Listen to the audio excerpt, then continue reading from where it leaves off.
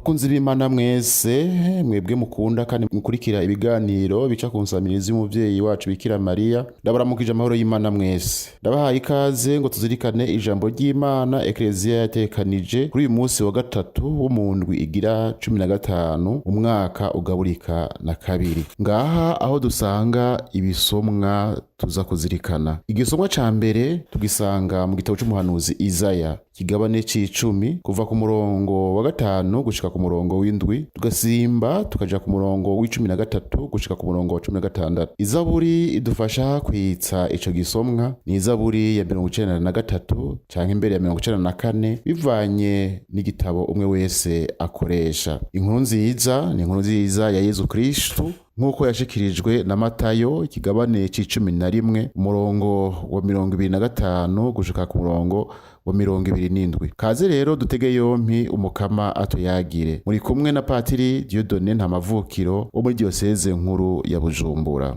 Ivyo dusoma mu gitabo c'umuhanuzi Izaya, ngiriri yazwe n'umukama, arahumiwe umunyasiriya w'inkoni y'ishavu ryanje, we buhiri uburatsi bwanje bukoresha. Namutumye gutera igihugu cambaye ibara, ngo atere igihugu canteye ishavu, kugira ngo agisahure atware ibinyagano vyaco, agikandagire nk'ivyondo vyo mu nzira. Ariko we sivyo yiyumvira, suko umutima wiwe ubite tegera ivyo ashaka nugutikiza gusa no kumara ibihugu bitari bike. None rero yamye avuga ati, ivyo nakoze nabikoze kubw'ubukomezi bwanje no kubw'ubwenge bwanje, kuko ndi umuhinga. Nasubije inyuma imbibe z'ibihugu, nasahuye amatungo yavyo, natembagaje abakuru bavyo. Nk'uko bafata inyoni mu cari cayo, niko ukuboko kwanje kwatwaye amatungo y'ibihugu. Nk'uko batoragura amagi asigaye, niko natoraguye ibihugu vyo kw'isi yose. Ntawakakaje nibaba, ntawajwigiriye. None ikibezi co kwirata kugisatuza, canke umusumeno wo kwihayagiza kuwukoresha. None inkoni yozungagiza ikiganza kiyivyura, canke ubuhiri bwogenza ukuboko kubufata. Nico gituma umukamanya n'ingabo azotikiza za ntwari, ubu ninahazwa bwiwe buzodome ku muriro ushaka guturira vyose. Iryo ni ijambo ry'umukama.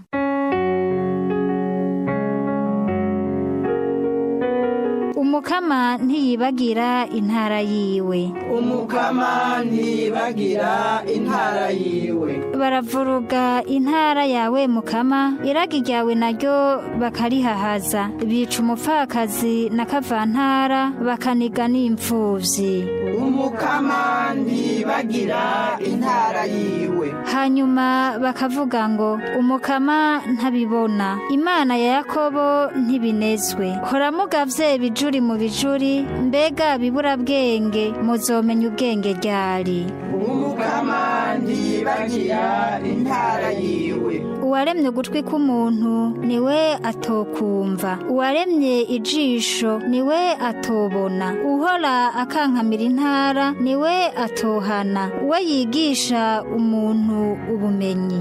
Umukama ntiyibagira intara yiwe. Erega umukama ntiyibagira intara yiwe, ntagisha iragi ryiwe. None rero urubanza niruje iyo rwaramutse, abantu bose b'intungane baheze barukurikire. Umukama ntiyibagira intara yiwe.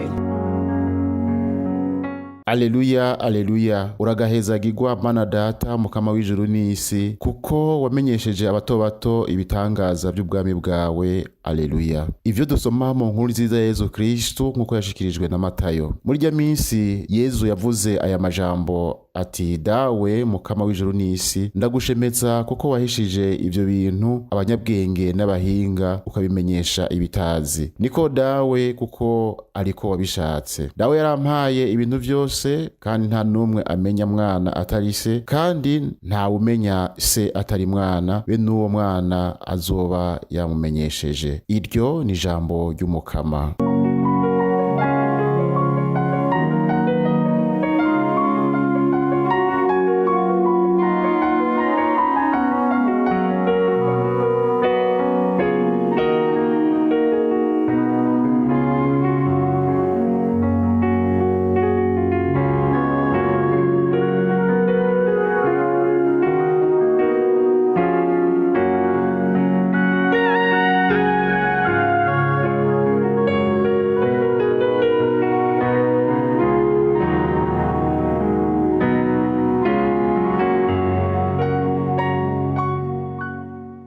bakundwa b'Imana, ndongeye kubaramutsa ndabifuriza amahoro y'Imana mu mitima yanyu. Iyi nkuru nziza duhejeje kumva idutumirira kugira umutima uciye bugufi, uguca bugufi. Uguca bugufi niko guheza kukatwugururira imiryango twinjiriramwo turondera kubona no kumenya Imana, guhishurirwa imigambi yayo n'ibinyegezwa vyayo. Hari abakunda kuvuga ko ukuyoberwa kwica, kumureko bari ukuyoberwa ivyo tumubaho ku munsi ku munsi. Ivyo utabimenye no kubaho vyogorana. Ariko mu Mukama ubujuju n'ubuto birashikira umutima w'Imana, nayo igahishurira amabanga yayo ibitazi n'abifata ruto. Iyo umuntu agerageje kwirengagiza ivyubahiro yahawe n'abantu akifata ruto, arururuka agaheza akareka ngo Imana aba ariyo ishirwa hejuru, akongera akayireka gwimukoreshe mu kurangura imigambi yayo. Umunyabwishime we ariyugarana nka nyabumba, yibwira ko ari we wenyene munyabubasha n'ubukomezi,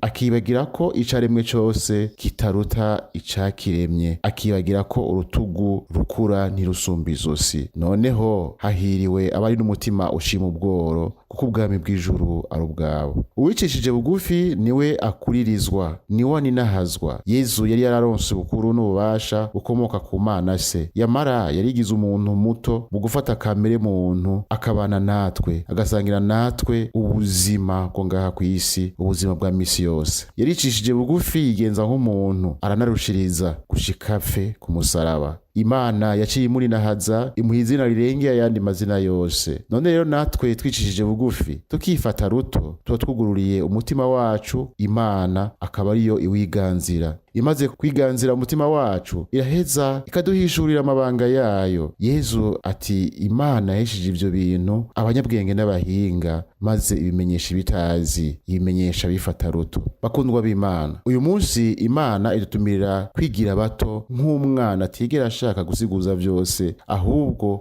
wa mwana azi ko inguvu ziwe hari ivyo zidashobora, agaheza akizigira umuvyeyi wiwe muri vyose. Yezu niwe atubera akarorero, kuko n'igihe yapfa ku musaraba kandi ari Imana, yishize mu minwe y'Imana se, yemera ko ishaka ryayo aba ryo riranguka. Yamara twebwe abantu biratugora kwicisha bugufi, twama dushaka ko abandi batubonamwo abantu bahambaye, abantu bazi vyinshi, bashoboye vyinshi, tukama twiyemera ku bandi kandi ubushobozi bwacu bugarukira hagufi. Ariko rero bavukanyi, murumvishe ko dutumiriwe guca bugufi, tukemera ko turi naho tugeza mu bumenyi no mu bushobozi. Nitwemere ko ataco tuzi, maze Imana iheze iduhishurira amabanga yayo, duheze dusaba Umukama ubwenge bwo kubona ibintu nk'uko ashaka ko tubibona. Dusabe.